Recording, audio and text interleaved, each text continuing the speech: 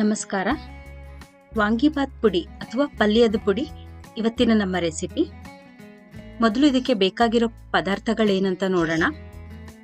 1 ಚಮಚ ಕಡಲೆಬೇಳೆ, 1 ಚಮಚ ಉದ್ದಿನ ಬೇಳೆ, 2 ಚಮಚ ಕೊತ್ತಂಬರಿ ಬೀಜ, ಚಕ್ಕೆ 3 ಇಂಚಿನಷ್ಟು, ಲವಂಗ 4, 4 ಏಲಕ್ಕಿ,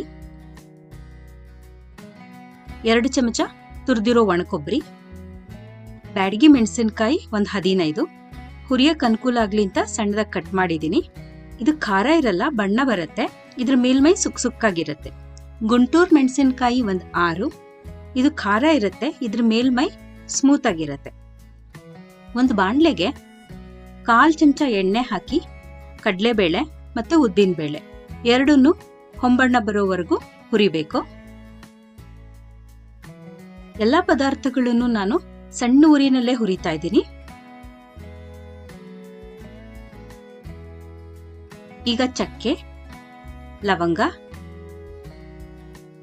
ಮತ್ತೆ 2 ತರದ ಮೆಣಸಿನಕಾಯಿಗಳನ್ನ ಹಾಕ್ಬಿಡೋಣ. ಮೆಣಸಿನಕಾಯಿ ಎಲ್ಲ ಗರಿಗರಿ ಆಗೋವರೆಗೂ ಹುರಿಬೇಕು. ಈಗ ನಾನ್ ಮಾಡ್ತಾ ಇರೋ ಪುಡಿಯ ಪ್ರಮಾಣ 3 ರಿಂದ 4 ಸಲ ಪಲ್ಯ ಅಥವಾ ವಾಂಗಿಬಾತ್ ಮಾಡಕ್ಕೆ ಸಾಕಾಗತ್ತೆ. 2 ಚಮಚ ಕೊತ್ತಂಬರಿ ಬೀಜ ಹಾಕೋಣ. ಕೊತ್ತಂಬರಿ ಬೀಜ ಹಾಕಿದ್ಮೇಲೆ 1 ನಿಮಿಷ ಅಥವಾ 2 ನಿಮಿಷ ಹುರಿದ್ರೆ ಸಾಕು.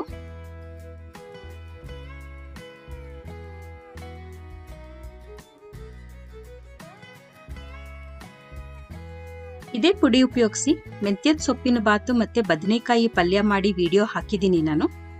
ಲಿಂಕ್ ಡಿಸ್ಕ್ರಿಪ್ಷನ್ ಬಾಕ್ಸ್ ನಲ್ಲಿ ಕೊಟ್ಟಿರ್ತೀನಿ, ನೋಡಿ. ಈಗ ಕೊನೆಯಲ್ಲಿ ಒಣಕೊಬ್ಬರಿ ತುರಿ ಹಾಕ್ತಾ ಇದ್ದೀನಿ. ಇದು ಹಾಕಿದ್ಮೇಲೆ ಜಾಸ್ತಿ ಹುರಿಯೋದೇನ್ ಬೇಡ, ಬೆಚ್ಚಗೆ ಮಾಡ್ಕೊಂಡ್ರೆ ಸಾಕು. ಈಗ ಬಿಸಿ ಬಾಣಲೆಯಲ್ಲಿ ಹಾಗೆ ಒಂದು ಅರ್ಧ ಗಂಟೆ ಬಿಟ್ಬಿಡೋಣ, ಪೂರ್ತಿ ತಣ್ಣಗಾಗ್ಲಿ. ಬಿಸಿ ಬಾಣಲೆಲೆ ಬಿಡೋದ್ರಿಂದ ಅದು ಗರಿಗರಿ ಆಗತ್ತೆ. ಈಗ ಅದನ್ನ ಮಿಕ್ಸಿ ಜಾರ್ಗೆ ಹಾಕಿ ಏಲಕ್ಕಿನೂ ಹಾಕಿ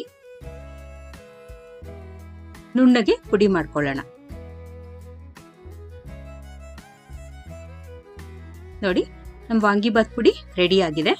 ನಿಮ್ಗೆ ರೆಸಿಪಿ ಇಷ್ಟ ಆದ್ರೆ ನೀವೊಂದ್ಸಲ ಟ್ರೈ ಮಾಡಿ, ಹೇಗ್ ಬಂತು ಅಂತ ಕಮೆಂಟ್ ಮಾಡಿ ತಿಳಿಸಿ.